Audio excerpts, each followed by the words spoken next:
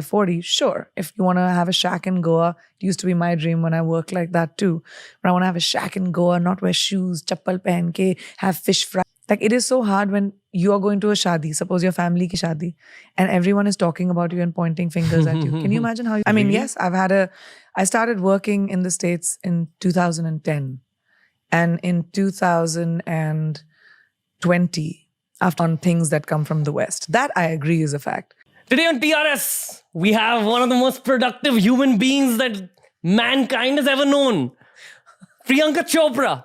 For an international audience, welcome. For an Indian audience, आपका स्वागत है. इतना इंतजार कर रहे थे हम सारे Indians. Welcome. Thank you so much, Ranveer. Thank you for having me back. I have so much to say to you, which I'll finally offload now. Please do. I've been waiting for this. Anticipation has built to high levels. Journey.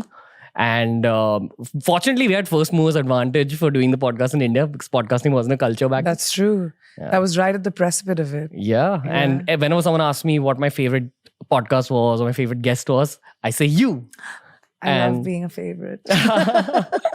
There's a reason for that. Thank you. Okay, which I've not said online, but I will say, and I want to say this in front of you. When you're doing podcasts, you really sense the energy of the guest. Okay, and I've done all sorts of guests like Bollywood, military, you name it. You were the only person who gave me a very like quiet, calming energy. You sat, you understood I was like crazy nervous. You calmed me down and you gave me the content that you knew would work for the show. It was kind of like you were helping a younger version of yourself. Am I calling myself a younger version of you? I don't know. Could be. Maybe. Yeah, for sure. But I totally felt that. I felt so much help from you. And you didn't have to, but you were so nice. And it kind of also gave me a reference point of how to just be as a media professional. Like, you're so professional. So thank you so much. Oh, thank you. That means so much to me. Yeah, it means a lot. I mean, even I was a newcomer, right? At one point, I also started at something different. And it's just so nice when someone understands what your goal is and instead of standing in your way, helps you, pushes you just a little bit. And I kind of maybe sense that feeling from you. And I always like to, stand and be helpful rather than be a thorn on your side. So I'm glad that it worked for you. No, you weren't a thorn at all. Should I make it heavy now or should I warm you up a little bit? Whenever you want, buddy. I'm good. I'm really good with heavy lifting. Okay. Are you happy in life? Yeah, actually happier than I've been in a really long time. Okay. Why do you say that? I think I reached a place where I stopped struggling with the things I did when I was younger. Mm-hmm. Maybe it's maturity. Maybe it's being on the other side of 35, I guess. And maybe it is just having my feet on the ground and a little bit more stable ground. But I think I'm not running as fast as I was. I'm thinking about the steps I take. I'm in a really comfortable, content place when it comes to my life. And the choices that I'm making are mine and are not defined by other people or the validation that I probably needed when I was younger. So I think that's made me a little bit more happy and calm. Okay. While you say all that, I feel yours is one of the biggest success stories that India has ever seen. Like, very few Indian actors or anyone from the media industry has reached where you've reached in your life. Aren't you like done? Like, why do you want more? I'll tell you why. What kind of question is that? I meant, see, I have this vision for myself that I'm only going to work till about 35, 40 because then I just want to chill on a beach. I'm asking you from the beach scenario. Sure. Don't you kind of want to go on a beach? Because every time you take up something new, there is a trade-off of mental health in the long term. But you're just going for it. Like, you were going for it even during the last conversation and you're going for it now. So I'm just trying to like explore what's happening and why. I can help you understand it a little bit. Yeah. When I was younger, it was very romanticized that you're going for it and just keep going. And, it's like you have to work 24 hours, do 4 movies in one time, 5 shifts, don't sleep, don't eat. And the more a person does that, the more successful you will be. But as I have seen and lived more life, I've realized having a work-life balance is really important. So when you talk about a beach, I was in Turks and Caicos just recently. My phones were off, me and my husband, just by ourselves. We spent time, we walked on the beach, we collected shells. And then I came back feeling rejuvenated, feeling excited, and really motivated to take my career forward. So, this romanticization of work has to be tough and work has to be rough, and it's not. Work can be your companion. Work can be creative. Work can be something that gives you joy. And now I've reached a point where that work-life balance for me is most important. I will work on the 6 verticals that I'm working on, my business, my production, my book, my acting, whatever.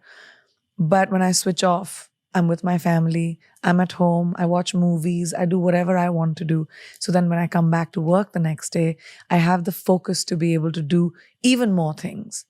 So when you're talking about retiring at like 35, 40, sure. If you want to have a shack in Goa, it used to be my dream when I worked like that too.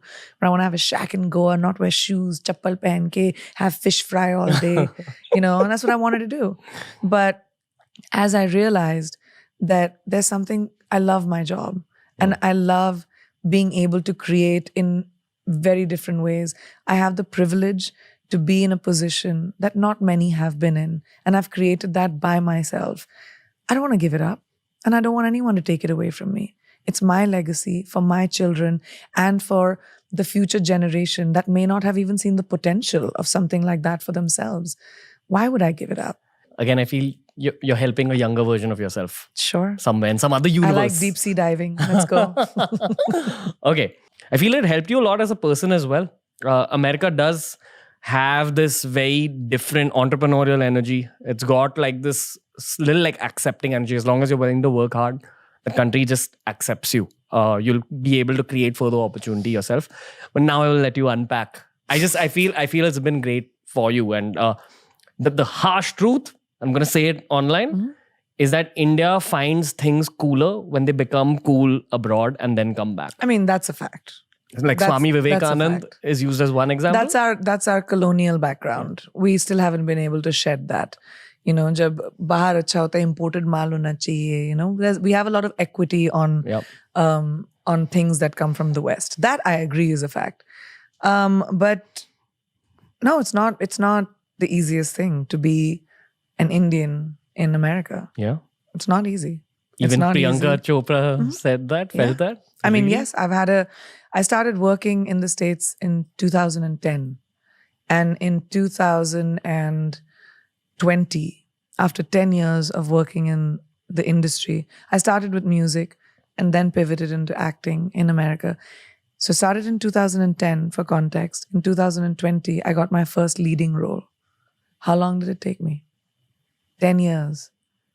So people don't think about how much hard work, how much consistent knocking on doors, how much humility it takes to go to another country and start from scratch. I had built an incredible career here, amazing credibility here. And I got an opportunity to do music, and people were curious about the fact that because I could sing, what that could be. And I'm a big fan of the music industry anyway. We in India are monopolized by Bollywood when it comes to music so much. For now. I hope so. That we've not really been able to bifurcate into pop music or pop culture when it comes to music. It's still very niche.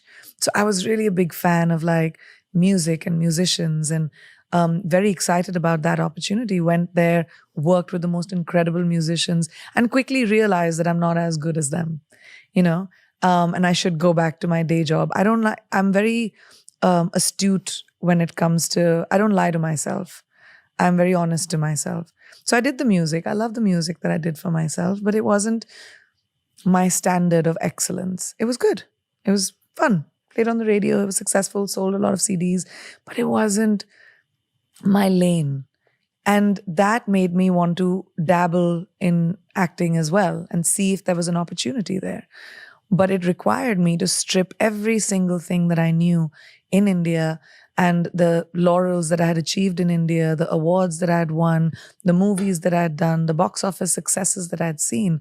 It required me to walk into rooms with extreme humility and introduce myself to people, to take my show reel and say, this is the work I have done. I would love to work with you. I would love to see if there's an opportunity with you. I remember I've done so many small roles in big movies in Hollywood. But that's what it took for me when I started here too. A lot of people used to say to me, "Oh, she's left doing Bollywood movies to do small roles in Hollywood." It started with every new actor starts there. You have to start with from the beginning, and I don't sit with that. If I'm successful in one country, then everyone in the world should treat me like I'm a queen. It doesn't work that way. So Which is the case for a lot of big stars most in people. our Most country. people, and I don't know about that, but most people expect and anticipate that if you're treated a certain way or if you're making a certain amount of money in a certain country, you're going to be treated the same way because everyone is waiting in Hollywood to cast you, right? They're just waiting for Priyanka Chopra. We were just waiting for you to come only, Priyanka. Change the trajectory of movies. Of course, Hollywood is not the same without you. It doesn't work that way. You have to go, you have to pound the pavement, you have to walk in, you have to be rejected, you have to audition, and you have to work around the culture of a new country. And that was so hard. I had to swallow the humility pill, and I was willing to do that hard work. And then 10 years later, I finally got my leading role in a movie. I finally got the same remuneration as a man, which I never did in Bollywood. I have never got the same check as my male co-actor, even if my part is the same, even if I've held the movie as much as I can. Finally, I got it in 2021 after 21 years of working. So it seems like, oh my gosh, America was so great for you and Hollywood was awesome.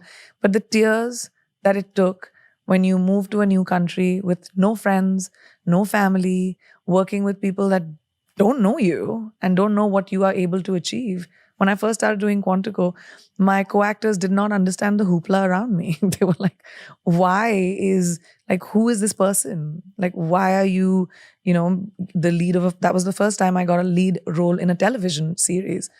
And they just couldn't understand why. And it required me to just, be humble and say, I'm okay. This is a new environment. It's easy to go fishing from your boat, but when you have to go deep sea diving, it's a completely different thing. Yeah. So you have to learn according to your environment. So no, it wasn't easy. It was very hard. It took a lot of sweat, tears, and blood from me to finally be able to reach where I have reached. So when you say, I don't want to pass off the work that it took to get there and the time and the commitment that it took to get there. But look at you now. Look at me now.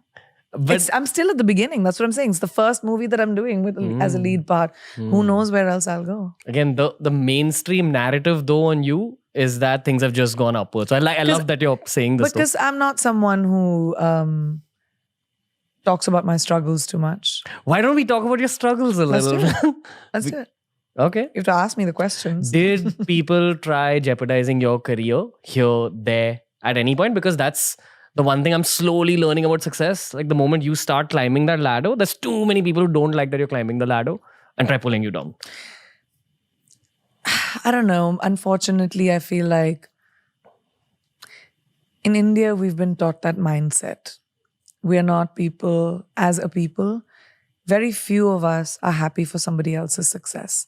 Because again, I think my hypothesis, and I don't know, I'm not someone who's an expert on the field, but my hypothesis is that, we were colonized till 1947. I agree. We've not even been 100 years. We've just about been our own country, our own people. It's divide and rule, but on an emotional level. Exactly. And our generation has to recognize that. Our generation has to say, hold on. Why is my natural instinct when someone is successful is to be jealous? Why is my natural instinct when someone is successful to be envious? Why is my natural instinct not saying, wow, you've done so great. Let me add on to this person.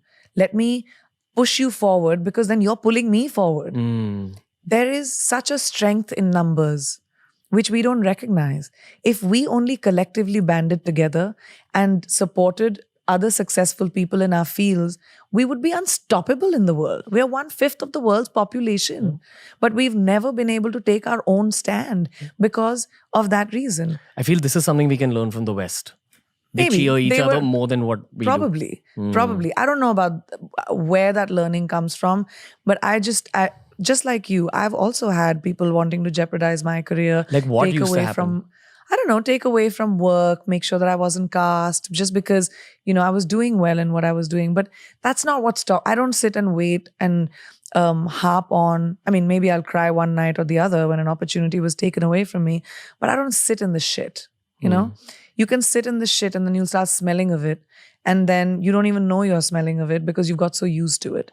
So then you just become dark and negative and you'll never move forward. You have to shut off the noise. There are many people that will want to pull you down, but don't focus on that. Focus on the one person that believes in you.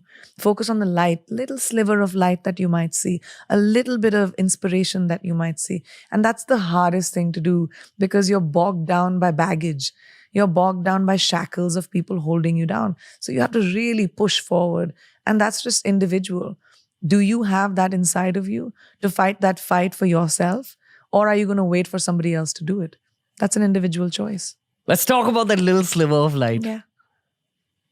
I don't know how else to put this, but is that God for you? Is that the higher power? I mean, a lot of it is. I really do believe in destiny. I believe in, I'm someone who has a lot of faith. I pray a lot. How do you pray, and what do you pray for? I do puja almost every day. I do But what's gratitude. What's your interaction with the higher power? Thank you. And It starts with thank you. It starts with thank you for my health, thank you for my life, thank you for my family, thank you for my lifestyle, thank you for my ability to be a nice human being, to be a grateful person. And then I'll ask for a few things too. what are you asking for now, PC? Manifest it. I don't know. I mean, I don't know. I don't think that I believe. Listen, a lot of people believe in the secret and the vision board and all of that, but it's not something that ever worked for me. I tried it. I had a vision board. I put shit up on it and I was like, okay, this is what I want to achieve. But I didn't focus enough on it for it to work. For me, what has always worked is having the small next dream, the next step. So that you always have to take a step up in the ladder to be able to get to the top. You can't get to the top by flying up. Yeah. Human beings don't fly. It's a way of saying manifest something achievable. Yes. And then slowly you'll turn around and you say, oh, whoa, look at this legacy I've created. But if you have unachievable dreams, something that seems too out of the ordinary, then you're waiting for a miracle. And miracles don't happen very often. You have to create it for yourself. So what's the next step in your big dream? So if you want to buy a car, say for example, you have to figure out how much it's for. So अगर 100 रुपए की कोई चीज़ खरीदनी है आपको, तो वो 100 रुपए आपको बनाने पड़ेंगे. So you have to work backwards from your goal. So if my goal is one thing, I'll work backwards. And what is the first step in that goal? I'll take that.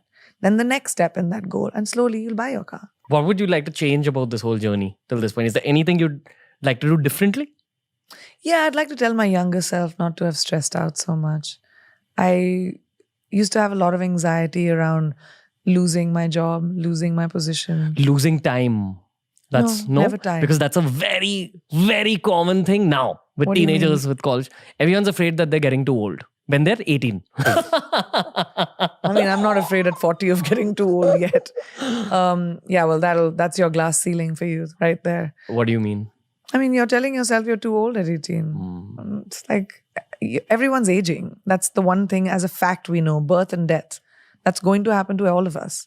You have to age. You have to, that's something to really come to terms with early on in your life. I feel aging feels really nice. It makes you feel It's very normal. chill. Why are we putting so much equity on aging? That's the one thing we know that is going to happen. What is the stress around it? You're gonna get older. I mean, yeah, I feel like I did when I was still 18, but I'm going to get older. And who am I right now at this age is what's important. What is my best opportunity at 18, at 25, at 35, at 60? Who is it that you want to be? I was just doing an interview with Falguni Nair. She started Nykaa at 50. That was her idea. And she built it into an empire today. So age ain't nothing but a number. That's a real, real fact. We put too much equity on age. It just doesn't matter. What matters is what you do about your life in the moment right now. Yeah. It's also the people around other people telling them that they're getting too old. So then don't keep those people around you. Break up with them. Bye. Peace out. Keep the people around you that are your champions. And maybe this is also something I realize when I'm older, but I tell young people this all the time. Do not hang around with poisonous people. Do not keep people around you that are toxic, that mess with your brain. Keep people around you that are genuinely happy for you. Only people that are genuinely happy for you. And if that's two people, you're a rich person. Yeah. Meeting you was a very big turning point for me. I mean, I'm saying that again. In what way? Just saw what you are in truth, in reality, who you are. Right. So many people put on masks on the show, even today. Now, Yeah, I've done I'm sure. You are 12th episode, I've done 400 now. Wow. And we still have lots of people putting on masks, and you're just the same person. You're very real, very professional, very, very polite. Like I can sense, people can sense the kindness. And that's the joy of podcasting, that you really get to know who the other person is over a long, nice conversation like this. But it's not easy to be a public person. Like, we talk a lot about, and we point a lot of fingers at celebrities and public people. Ye to aise hain, ye to waise hain. It's a really hard job. It is so hard to be dinner table conversation every single day. It is so hard to walk into a room and know that somebody's going to be talking about me when I leave. Good, bad, ugly, not in my control. It is so hard to wake up every morning and know that I am for public consumption. And it can be an opinion that is completely the opposite of who I am. People could think I'm unlikable. People could say that I'm a horrible person. People could say I'm unprofessional. That's not my truth. But I can't change that opinion. So if I sit and read every comment or every, negative thing on social media, or keep wondering about the paranoia of when I walk out of a room, what is someone saying? Oh my God, I'll never be able to achieve anything. But it's so hard. Cut people a break. Cut public people. Everyone aspires to be a celebrity. Everyone is like, oh, I want to be famous and I want to be in that position. But nobody sees how hard it is. Like, it is so hard when you are going to a shadi, suppose your family ki shadi, and everyone is talking about you and pointing fingers at you. Can you imagine how you'll feel? Do you still go for family functions and all that? Can you? Because of the same fame angle. Means? Matlab? You've reached like this level of fame. I can't imagine So you're saying I'm not going to dance on the barat of my brother's wedding? Maybe. No, Maybe nahi, bhai, of course. My cousins, my brothers, family is most important to me. My fame is a byproduct of my job. It does not define me. My fame is not my job. It's very clear to me. I am not famous for a living. I work for a living. And fame comes with it. So it's not something I can control. Yeah. That's something that's thrust upon me. The reason I'm asking you such like incisive questions is, again, I'm trying to learn like here. Yeah. Like you're setting the bar for other media professionals. And that's what I meant the last time as well. I realized that this is what it takes. This kind of professionalism, this kind of energy. So don't get me wrong. No, I'm not getting you wrong at all. I'm just trying to elaborate on something that people don't really think about sometimes. Public people, even though you're seeing a celebrity or someone every day on like billboards or magazines, there's still a human being behind them. They also like to eat paratha and achar. They also like to sit we also like to sit in a palti and dance at the barat of your cousin and make sure that you get, great food. And the desires of a human being is the same. The needs, or at least the people that I know. I keep my friends, my family. I'm a very grounded person. I come from the ground and I'm going to stay there. And the day I behaved a certain way, my mom would put a tapli on my head and say, come back to earth, buddy. Does it happen now? Because I don't need it. I don't come from a place of arrogance. Okay, gotcha. I never did. I mean, I may have had a little bit of that when I was in my early 20s, where I was like, wow, I'm famous. Everyone knows me. And then quickly I realized when 6 of my films flopped that it doesn't last, buddy. You have to consistently keep working. So I never rest on my laurels. That's your downfall right there. All right. Too much to absorb here. I do have one final Too much gyan. You No, this always is make great. me give gyan. This is great. That's how we get the views. Gyani ban gayi hu main. Thanks for the views, PC. So anyway, views are like drugs for YouTubers, but True. Okay. So here's my honest question in terms of success. I genuinely mean it when I say that, like, in the modern day, you're one of the most successful human beings on this planet. After seeing so much success, what have you understood about the meaning of life? What has life become after that? Like, why do you have to keep going? Why can't we all just go to beaches or meditate or become Yeah. monks? You can. Okay, what's your meaning of life? I think the meaning of life is having purpose. We're born and we'll die. What you do in between that is your legacy. And if your legacy is, walking with sand between your toes and living in a shack and being happy and meditating, sure, it's an individual choice. Success is very subjective. To each person is their own.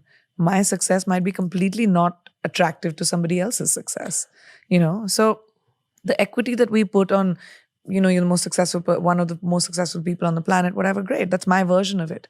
But somebody else's version of it could be completely different. But I really believe that what your purpose in life and what you do between birth and death is what counts. So the pursuit of anything else is just futile. The pursuit should be, what am I doing in my life? What do I want to do in my life? Who do I want to be? Who do I want to touch? What do I want to create? Do I want to create? Or maybe I don't want to create.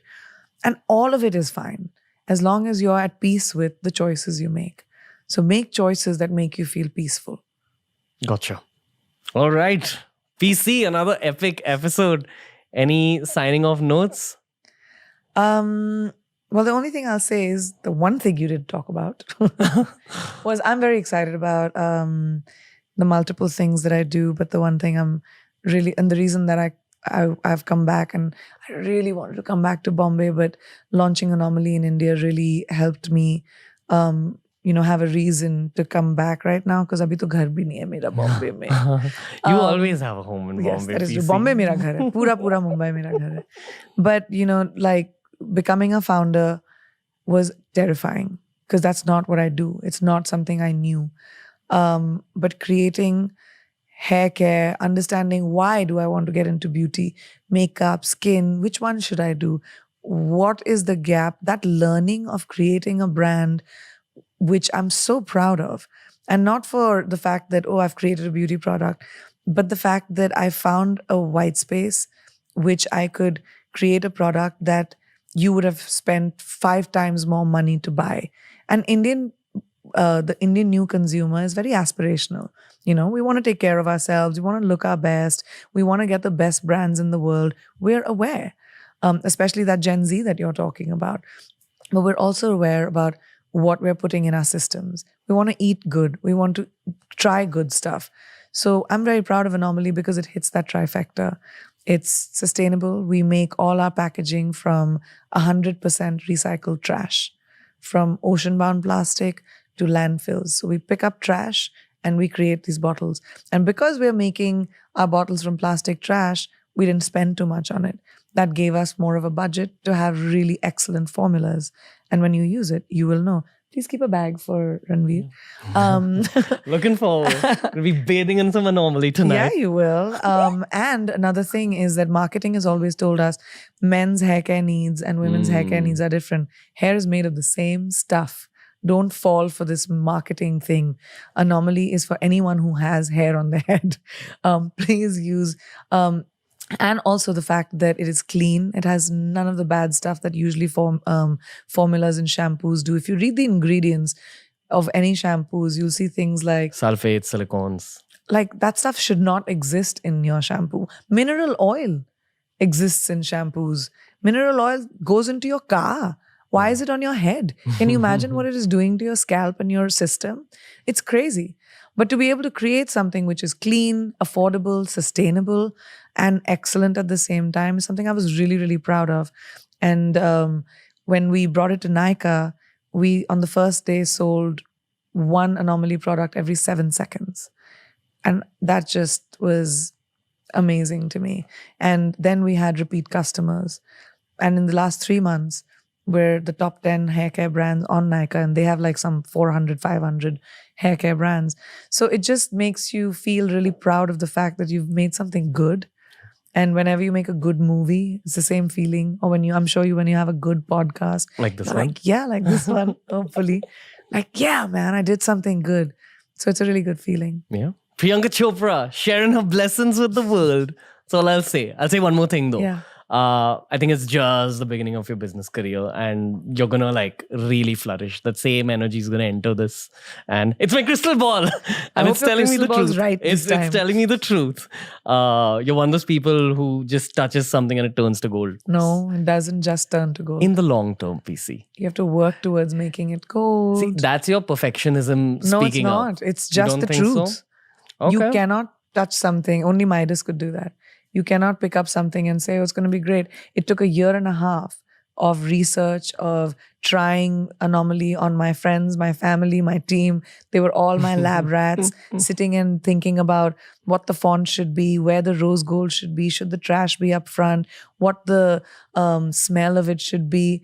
All of that takes work. Yeah. You just see the end of it and you say it's gold. It's gold because of the work that's gone into it. Yeah, I meant that you're a manufacturer of gold. And you said you believe in reincarnation. So what if the modern day Midas is like reborn as Priyanka Chopra? Oh boy, what a thought. I wish you... I wish I had a collection of real gold, buddy. I'd be so rich. I think you do. It's just not the gold that the world recognizes as gold. It's all the blessings that are with you. That is the true. blessings that you spread. That is Priyanka Chopra, thank you for blessing TRS again. Thank you so much. The last time was a turning point. This time it's going to be a rocket. I know it.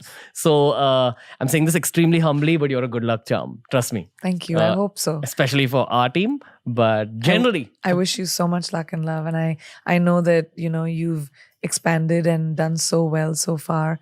And I hope your trajectory is always just up. thank you. One day I will repay you. I don't know how, but I will. It means a lot. Thank you so much. Thank you, PC. Of course.